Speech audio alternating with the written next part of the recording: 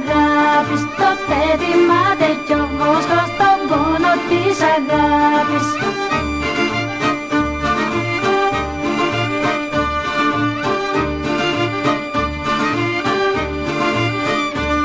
Κι όταν θα σμίξουν τα βουνά όζας και το φανάρι,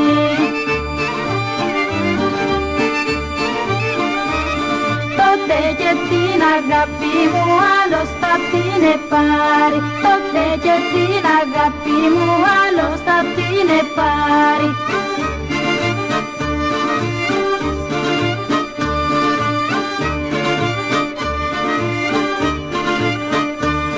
Κι αφού μαυρίσει πια τα ζακ και παίζει τη τσαμπούνα,